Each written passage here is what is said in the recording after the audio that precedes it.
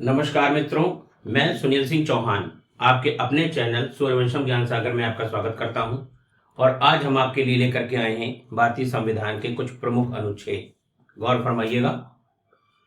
अनुच्छेद 340 अन्य पिछड़ा वर्ग आयोग का गठन, अर्थात ओबीसी कमीशन।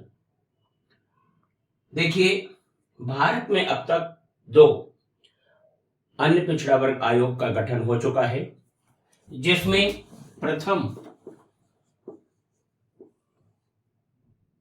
आयोग मतलब प्रथम पिछड़ा वर्ग आयोग के अध्यक्ष थे काका कालेलकर।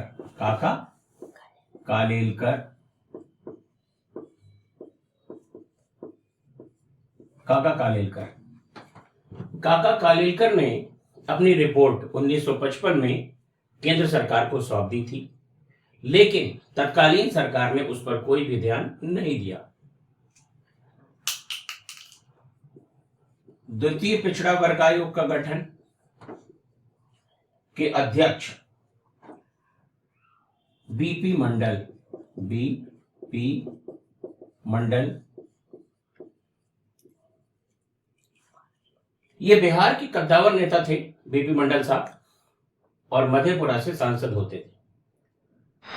अब जब जनता पार्टी की सरकार 1977 में आई, तब उसने 1978 में द्वितीय पिछड़ा वर्ग आयोग का गठन कर दिया। लेकिन जैसा कि आपको मालूम है, जो सरकार थी जनता पार्टी की मोरारजी देसाई के नेतृत्व में, वो बहुत दिन तक नहीं चली और 1980 में पुनः लोकसभा चुनाव हुए और कांग्रेस फिर सत्ता में वापस आ गई और बीपी मंडल की रिपोर्ट को फिर ठंडे बस्ते में जाना पड़ा। उसके बाद राजीव गांधी प्रधानमंत्री बने 1984 में, इंदिरा जी की हत्या के बाद। उन्होंने भी द्वितीय पिछड़ा वर्ग आयोग की रिपोर्ट पर कुछ भी नहीं किया और वो भी ठंडे बस्ते में ही रही। लेकिन मित्रों, यहां पर आपको ध्यान देना होगा, विश्वनाथ प्रताप सिंह, जो कि राजीव गांधी कैबिनेट में वित्त मंत्री हुआ करते थे, और उन्होंने बोफोर्स तो जो सौदा हुआ था उसकी रिपोर्ट, जो तत्कालीन नियंत्रक और महालेखा परीक्षक श्री टी.एन. चतुर्वेदी ने जारी की, उसमें 64 करोड़ रुपए सरकारी खजाने को नुकसान हुआ है, इसका उल्लेख था। और यह टिप्पणी भी थी कि कांग्रेस की एक टॉप लीडरशिप का हाथ उसमें है। सीधे सीधे राजीव गांधी का नाम तो उसमें नहीं था, परंतु इशारा उसी तरफ था। वीपी सिंह ने कांग्रेस छोड़ी और जनता दल बना, और 1989 के चुनाव में इस बात को बताया गया कि बीपी मंडल ने जो रिपोर्ट दी है उसको हम सत्ता में आने पर लागू करेंगे, और वैसा ही हुआ।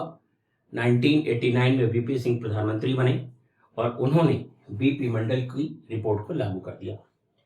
मित्रों, बीपी मंडल ने 27% रिजर्वेशन की वकालत की थी, जो कि दिया भी गया। और ये जो आरक्षण था वो सामाजिक और शैक्षिक आधार पर था।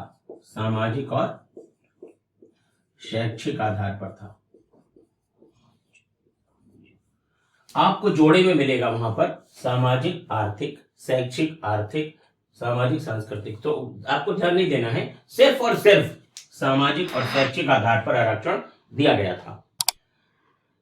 और मित्रों, बहुत लोग इस बात को नहीं जानते, मंडल और कमंडल की वजह से वीपी सिंह ने अपनी सरकार खो दी। एक तरफ लालकृष्ण आडवाणी रथ लेकर निकले और तत्कालीन मुख्यमंत्री बिहार लालू प्रसाद यादव ने उनका रथ सीतामढ़ी में रोक लिया। एक वो बात, और दूसरी मंडल आयोग की रिपोर्ट को लागू करना। विश्वनाथ प्रताप सिंह प्रधानमंत्री नहीं रहे, और यहां पर जो ये आरक्षण दिया गया, ये अनुच्छेद 340 के तहत गठित आयोग के आधार पर दिया जाता है। अब यहां पर ध्यान दीजिएगा कि परीक्षा में आपसे पिछड़ा वर्ग आयोग पूछा जा रहा है कि अन्य पिछड़ा वर्ग आयोग पूछा जा रहा है। तो बीसी, यहां पर देखिए difference between BC and OBC. BC यानी कि जो बैकवर्ड क्लास है, ये एक वृहद शब्द है।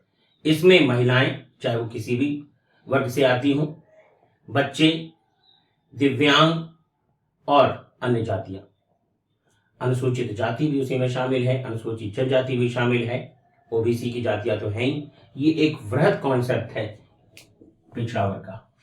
लेकिन जो आपका ओबीसी है, ओबीसी का मतलब अदर बैकवर्ड क्लास, तो आर्टिकल 340 का संबंध ओबीसी से। ठीक है, आगे देखते हैं हम लोग। अब आर्टिकल 341, आर्टिकल 341 क्या है? अनुसूचित जातियों की सूची। अनुसूचित जातियों की सूची है। कोई भी जाति अनुसूचित जाति है वो आर्टिकल 341 में है। देखिए मित्रों, ये पॉलिटी की सीरीज चल रही है और इसमें आज हमने आपको आर्टिकल 340 और 341 समझाया है। बस आज के लिए इतना ही।